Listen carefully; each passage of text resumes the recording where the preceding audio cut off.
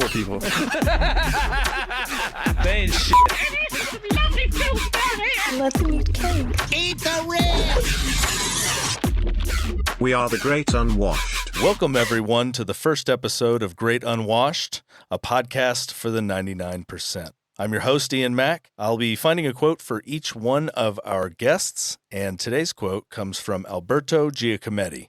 The object of art is not to reproduce reality, but to create a reality of the same intensity. And with that, I'd like to introduce my guest, Loka. That's right. You're not AI, but... I could be. You could be. I don't know, dude. I could be in some sort of dream state right now, plugged into the Matrix. Probably are. Holy shit, dude. So we're starting this right now? Yeah. All right. Let me ask you this. Mm-hmm. What do you do for work? I do visual effects for film, specifically psychedelic visual effects, which is something that's just becoming a thing. And I would say it's always been accessible, but now it's becoming more popular. But yeah, that's what I do. I do visuals for DJs, and once in a while I'll pop into a film studio and direct like psychedelic VFX for the team. But yeah, I've got a couple films I'm working on, and I'm just getting started with it, actually. Yeah, I'm not even a year into it. So yeah, well, I've seen some of your stuff on Instagram. Some of these little mini like trip loops that you like. Those are awesome, dude. Thank you. Yeah. Was there another somebody told me that you were mentioned on another podcast? I was. Your stuff. Yeah. JRE? Yeah, that's right. No shit. Yeah, it was crazy. I was in Costa Rica. I just got out of the gym, and I was like going over to have lunch with my buddy Coco.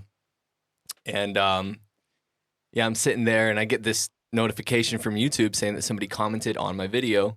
Right, get those all the time. But this one, he said, Jamie pulled it up, and I was like, oh, that's funny. Like, that'd be cool. You know? But I just thought it was just some dude, messing around. Loka Vision. Loka Vision, yes. Okay, yeah. Loka. Yeah. That's Sanskrit word for plane or realm of consciousness, which I think is a perfect one word to describe the art that I make, Yeah.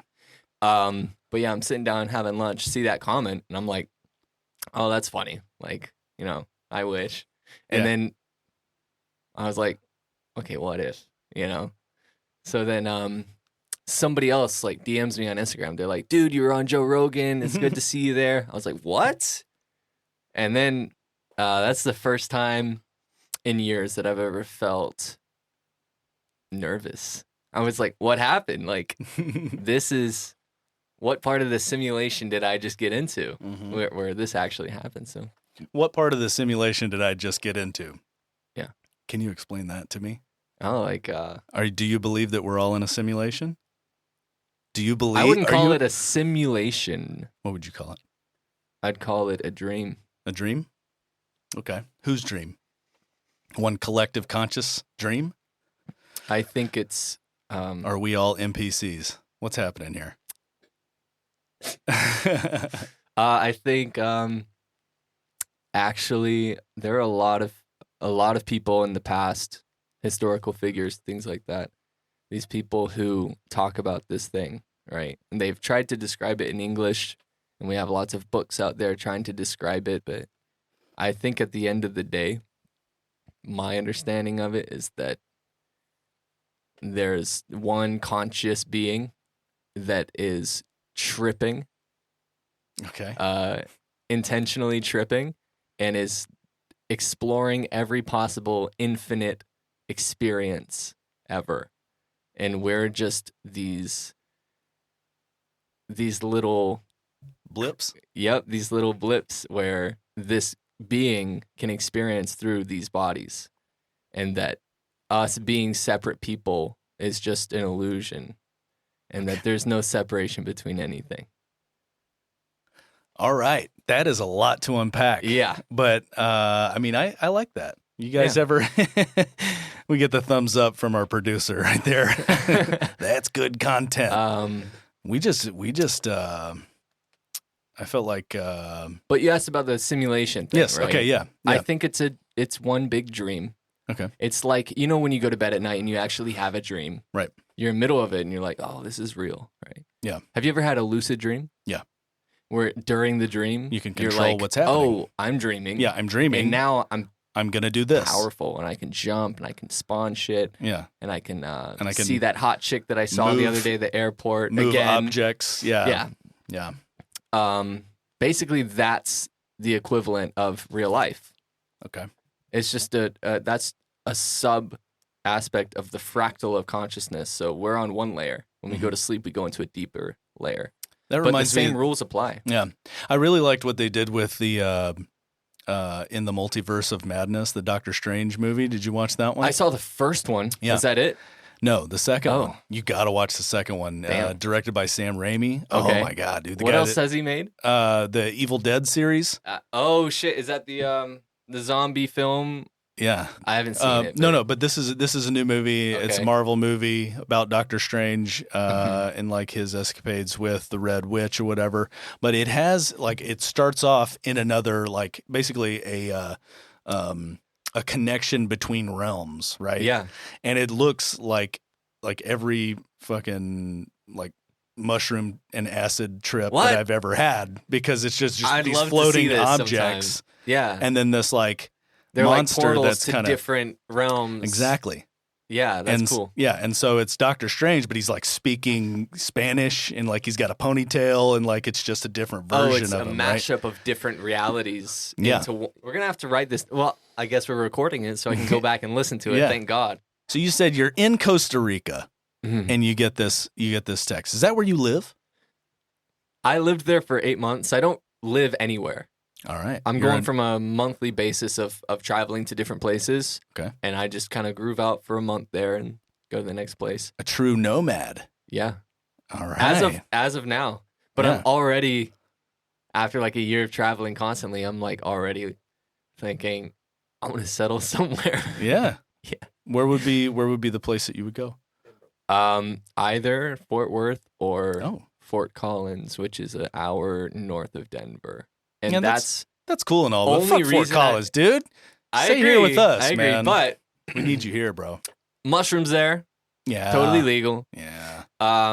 Delta 9 THC is totally legal there. Yeah. They're still kind of going through shit here, but DMT is legal there. Yeah. All the traditional psychedelics. And that town is where everybody that I work with on the psychedelic visuals stuff, that's a very brand new underground sort of Hotbed. tiny community. And Yeah. they're all moving there. Everyone's already Okay. there. So So they're all like, so you Fort, got to pull up. And I'm like, okay, I'll think about it. So Fort Collins is sort of like the Marfa, Texas of Marfa, what is that? Do you know where Marfa is? No. Yeah. It sounds like a disease. No, man. How long you're from Texas, aren't you? I was born here. I Uh-huh. moved away when I was 7. Mhm.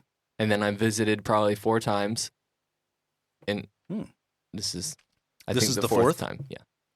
So Marfa, Texas. Yeah. Is a desert town. And on the weekends, it grows exponentially. I think it's something like 10 times the size. How far is it from here? It's a good 8 hours. It's about an Shit. 8-hour drive. And is it like Burning Man every weekend there? I wouldn't say it's Burning Man, but it's it's right next to Big Bend. Okay. And Big Bend is one of the coolest national parks. That's the tower with the clock on it? No, that's Big Bend. Yeah.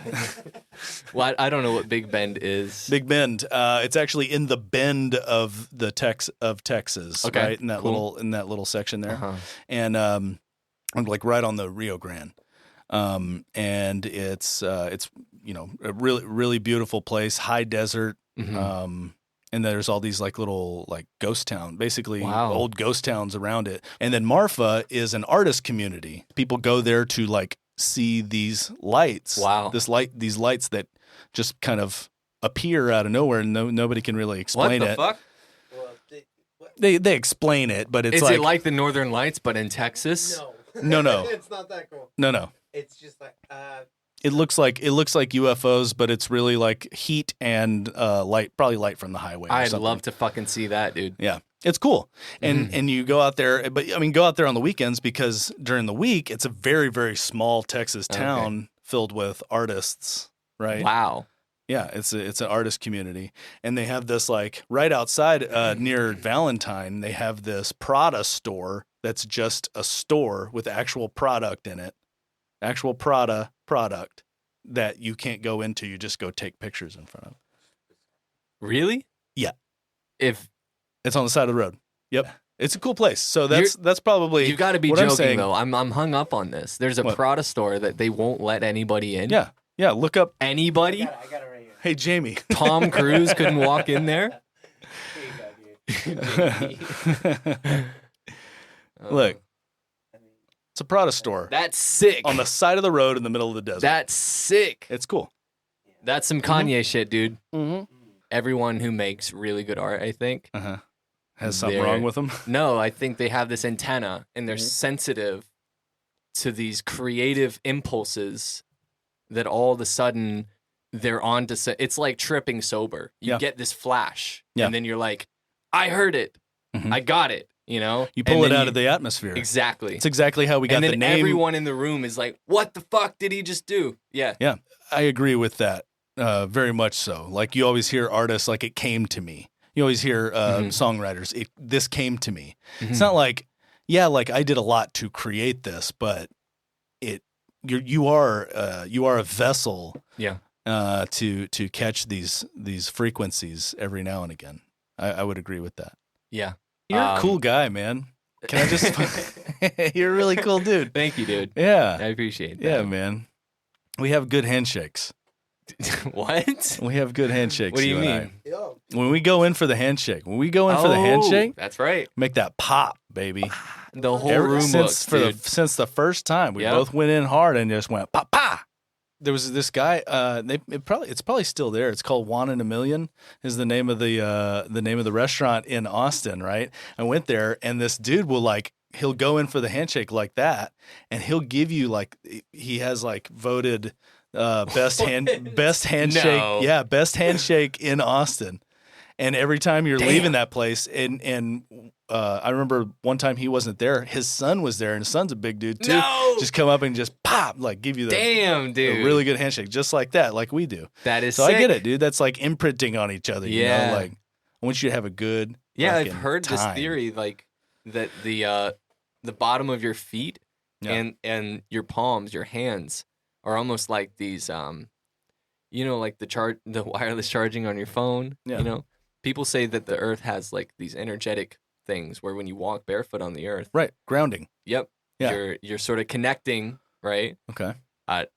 I don't know Yeah. enough about that. No, I fully subscribe to that. but dude. you think the Like, handshake is like this person to person thing? maybe as opposed to an internet, it's an intranet, right? Yeah. So like it's piece to piece that's connected to the big hmm thing. You know, I was saying this to somebody the other day. It's like, mycelium from mushrooms, like underground. Yeah. The mycelium's a network. The mushroom sprouts. The Wood Wide Web. Yes. Yeah, yeah. It really is. I think the mycelium is like a good example of we're getting into it again. Yeah, come on. People think that, let's say metaphorically speaking, they are the mushrooms, right? Right. But the mushrooms are these little sprouts that come out of this mycelium network, Right. And I think even if you pick a mushroom, it's still connected Yeah. with that network on a informational level, So would you say that when we as humans consume the mushroom, right, that comes from the mycelium, it doesn't just connect the mushrooms, it connects all plant life. It allows for root systems to communicate with each other. Mhm. And this can reach up to like 3 miles in diameter. A Oh, tree shit. can be talking to another tree in the woods and Uh-huh. like sending Oh, resources. yeah, for sure. that way. No, I thought you meant that parts of the mycelium physically are like 3 miles in like in radius. That's how fat this thing is. I thought that's what you were saying. I mean, I'm sure there are. That's there wild. are. But you can see like the Yeah, you're saying microscopic. You know the. That it's like the trees and the forest far apart. They're Mhm. sort of on this Wi-Fi network, Right. and they can send information. Yeah, I think. Yeah, like The Last of Us. Did you watch The Last of Us? I didn't. I haven't played Yeah. the game. I want to play the game first. Just came out on PC. Well, I watched the show and then like went through the scenes and played the game because I had never actually played it. I always wanted to back in the day, but I never did. And then when the show came out, I started watching. I was like, all right, I got to get the game. So I went and got the game and started playing like along with it. It's great. But there's this scene where they're all like on the show where he's looking out onto these humans that have been taken over by fungus, and they're like moving like with this intensity. It's like a wave of them.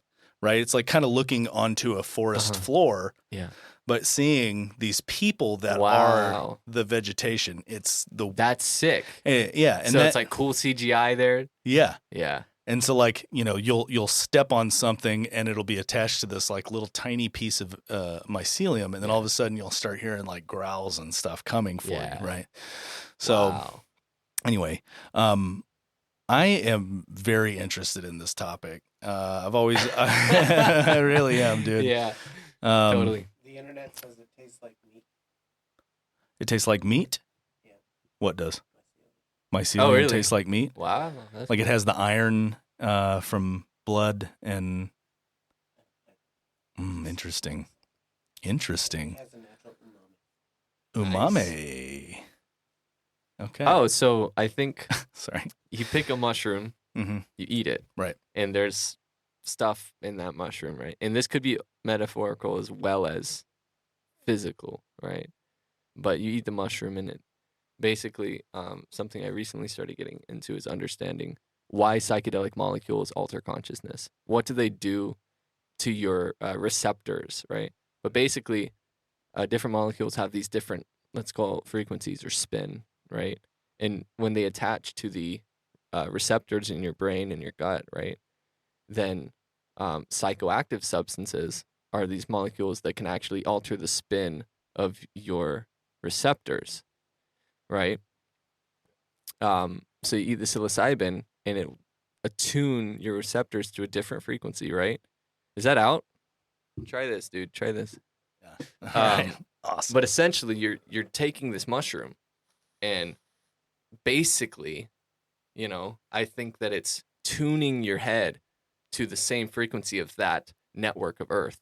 Okay. So you're getting kind of like ancient knowledge, future knowledge, collective understanding, and mushrooms. That's interesting. Okay. So in the same way that bees will collect pollen from all over this one area, and then they make honey from this pollen, right? From the pollen that they collect, and it helps with allergies if you eat that honey. Yeah. Right. Local honey is good for you. Local honey is good for you. In the same way that eating, But I think the stark difference there is that the mushroom, that mycelium's connected all over Earth. Mm-hmm. So you eat that mushroom and it's not like local honey. This is global honey that you're eating. All right. And you're experiencing for a little bit, Yeah. Yeah. Would you say that's why people have similar trips and report similar things? I think that. And would you also say that maybe that kind of influences your artistic perception in the things that you do? Yeah, totally. Okay. That's a great question. I think that lots of people blast off on DMT, leave their body, go have this wicked experience. And then their buddy, he does the same thing and they have a very similar, or they meet the same entities. And I've heard a lot about that. And I think that, to kind of answer your question, I think that when people have similar trips, they might actually be experiencing the same part of infinity. They're visiting that same sector. That same realm. Yeah. So they had the same experience. Okay. Right. But then they come back to different bodies and they're like, we had the same experience, Yeah. How can you explain that? Well, that's wild. Consciousness freely exploring parts of infinity. Yeah. Yeah, I like anytime I've taken DMT, I've always kind of thought of I've only done it just a couple of times. Okay. I've only really done in like full on DMT trip. But when I did, I always kind of related it to Cerebro from X-Men.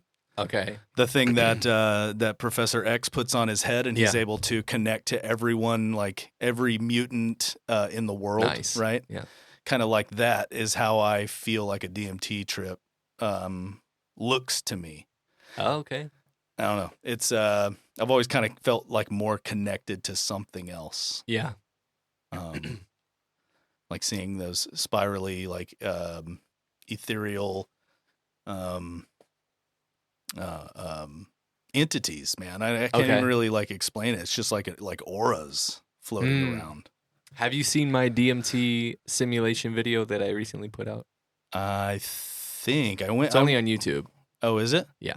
Oh, we should definitely watch that. Because I tried to make the thing you're talking about. Yeah. Okay. Yeah. But the crazy thing is, I've never done DMT. I've never smoked it, right? But I do think that I've had some DMT experiences. Okay. Did you almost die or something? No. Oh. Through meditation or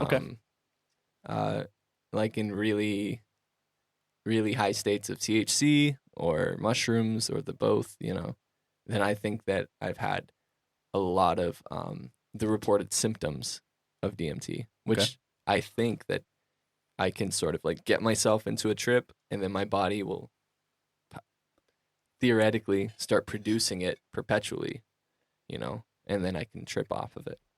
I think that we need to take a quick break because I want to check out this video, but I also need to take a little tinkle break. Cool. And then let's reconvene. Let's watch the video live. Cool. And then we can kind of ping pong on it. Compare, yeah. Cool. Okay, cool. All right, we'll be right back. We're back from our little pee-pee break. We are. Yeah, it turned out to be quite a huge pee-pee break. It was massive, and it involved a special drink here. Yeah. Normally, this is where the pee-pee break will be replaced with a word from our sponsors. But since we don't have any sponsors, since I work in booze, I was given a bottle of Socorro tequila. Socorro tequila blanco, 100% agave. Hecho in Mexico. And Amazing. We mix it with some Jarritos mandarin. Good. Yeah, it tastes good. And a little bit of 7-Up. Yeah, and some ice. Yep. And it's solid. Yeah, so that's not a bad drink. Very good. It's dangerous. I want to kill it right now, but I know I shouldn't. Fight or flight. Yeah, right. we were talking about this DMT video. Yeah.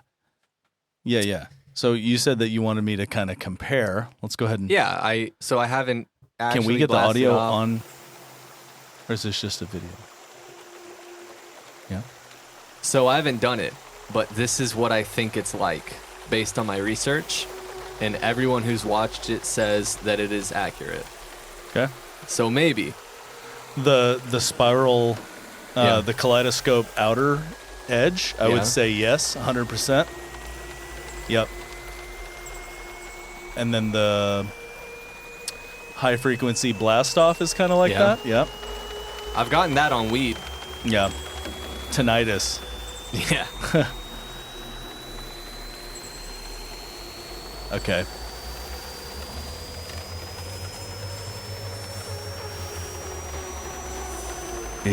Yo.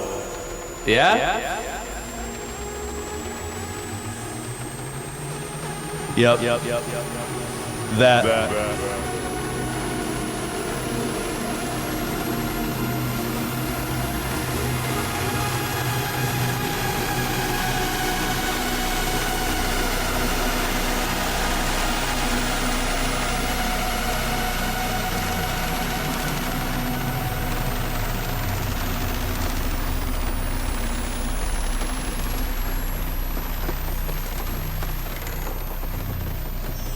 It's better in stereo.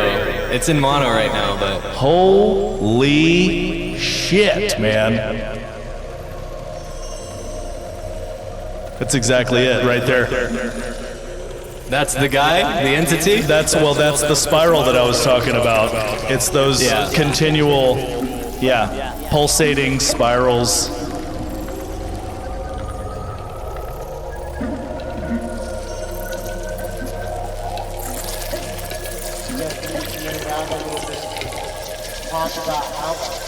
Yeah, bro.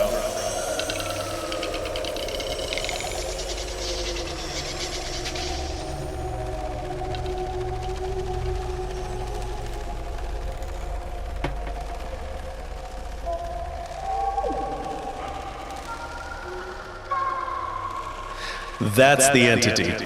Yeah. Yeah.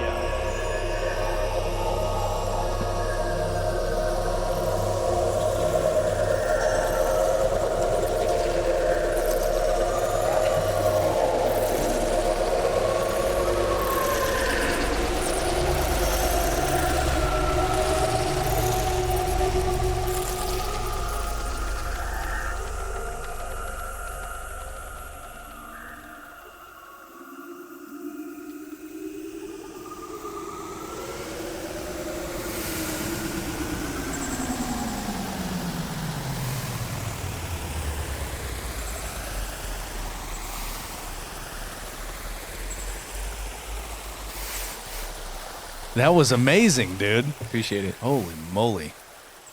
Yeah. That was amazing. You're an insane person. What makes you say that?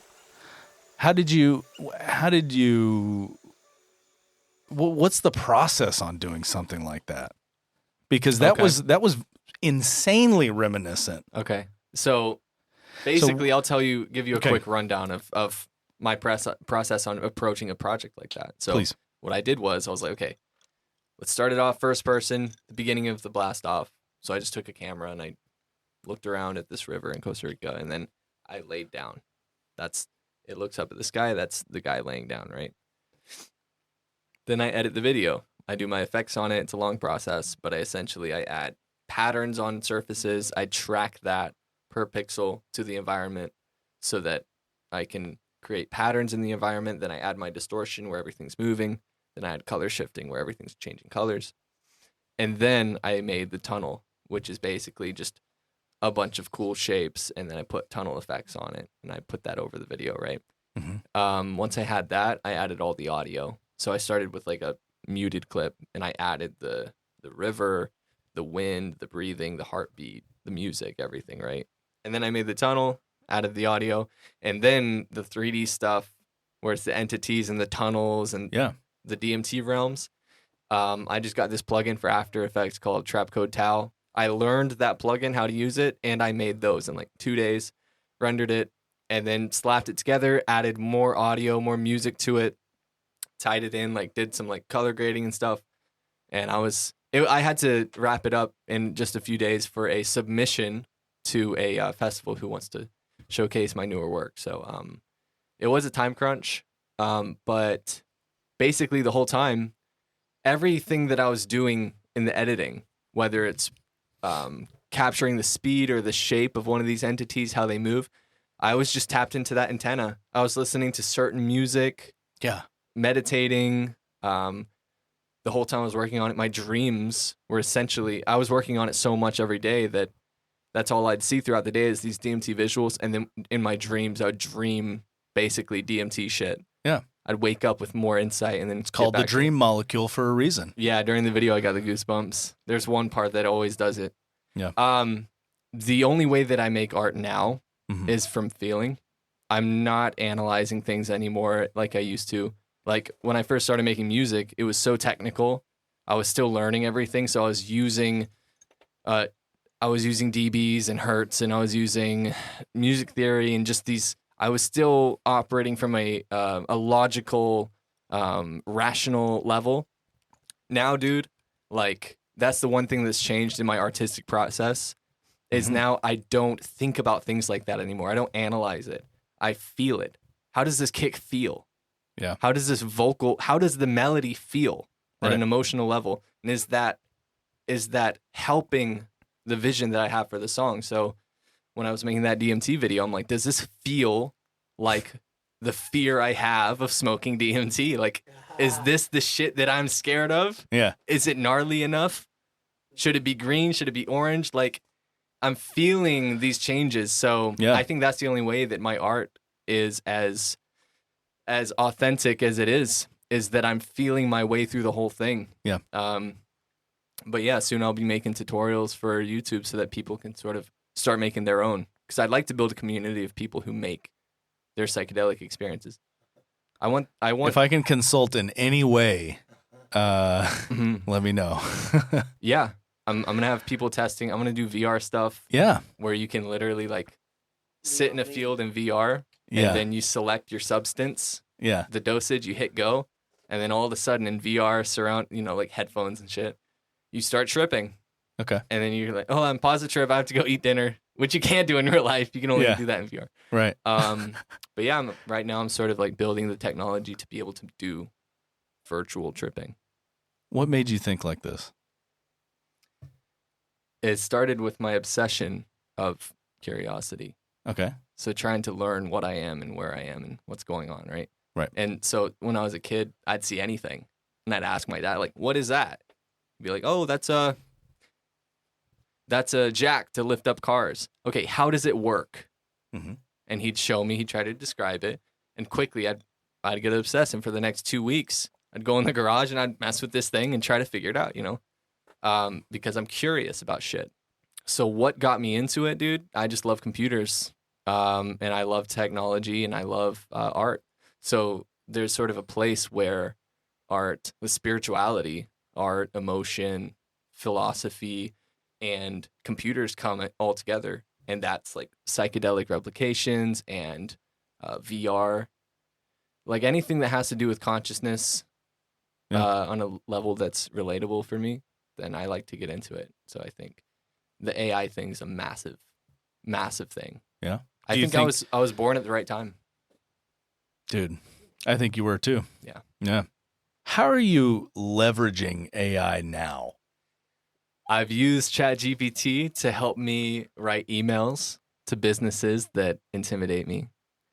Like business opportunities where I'm like, this isn't a social thing anymore. This isn't my buddies. This is a foundation that wants my help with something. So, or for writing contracts, I'll use ChatGPT. It's very helpful for legal stuff sometimes. But that's sort of the surface level, like day-to-day stuff.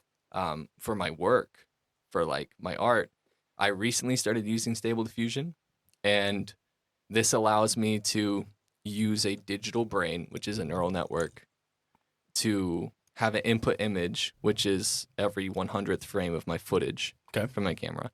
And I can type in words. So instead of taking the image and I'm drawing hexagons and I'm drawing stuff onto it manually to try to simulate hallucinations, I'm like, let's use a digital brain to hallucinate on it instead, automatically for me, right?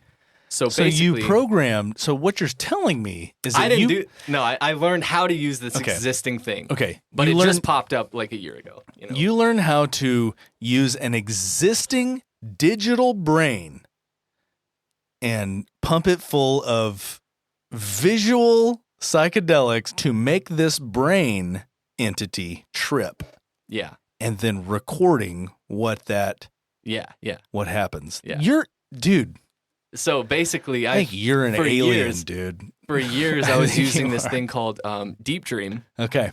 Google made this thing called Deep Dream, right. And it's essentially I read about that. Using a neural network to hallucinate new pixels on an existing image, right? This tech's been around for a while, right? But just recently, Stable Diffusion is like fully open source, highly customizable, and it's not behind a paywall. You get it for free, and you run it locally on your machine with no internet connection. So it's not controlled whatsoever. There's no filters on it. You can make it hallucinate whatever you can type into it. So, and that's how it works. So it's prompt based. So I can take a frame of my video and I type in garlic. I've tried this before. And all of a sudden, everywhere on the frame, and it's realistic. It looks like little pieces of garlic everywhere, and it reacts to lighting, 3 dimensions, depth. It understands 3 dimensions and lighting very well. So wherever the sun is on your footage, on your image. Yeah. Let's say you have 2 suns. It doesn't matter. Yeah. It reads what's existing, and it's like, okay, what would it really look like if there was garlic everywhere? You know, and the sun's made of garlic, and the trees are made of garlic, and the water's garlic. But there's a denoising strength slider, and that dictates how much it hallucinates. How much garlic is on the frame. So if you turn it all the way up, it's all one piece of garlic. If you turn it way down, you don't even see garlic, but it feels kind of garlicky. So this is the whole feeling thing. When I'm doing these visuals, it feels garlicky? Yeah. A more accurate description of what Stable Diffusion really is doing from a theoretical standpoint is technically it's a model. Here. Yeah. Take that. People will train a model on thousands or hundreds of thousands of existing images, right? People, dogs, cars, buildings, trees, everything, right? And they'll go to each image and they'll type in what it is, right? So if it's an image of a tree, then in the metadata of that image, it's going to have tree in there, right? Maybe the color of it, right? And then you pump all of this information into this neural network and you set it to train. And you can train it for a month, 6 months, right? But basically it uses graphics cards and it trains this AI model and it crunches all that information down. What they're doing is they're pruning it down to 4 gigabytes per model. So you can have a model that was trained purely on anime so that you can go to an image and you load an anime model into Stable Diffusion. They call it a checkpoint.